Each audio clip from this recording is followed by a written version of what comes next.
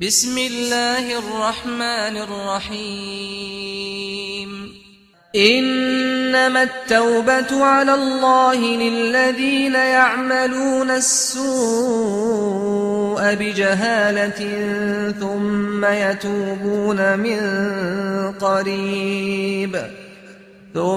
يتوبون من قريب فأولئك يتوب الله عليهم وكان الله عليما حكيما. وليست التوبة للذين يعملون السيئات حتى إذا حضر أحدهم الموت قال إني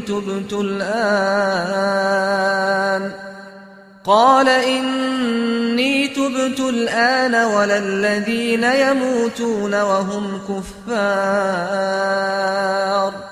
أولئك أعتدنا لهم عذابا أليما.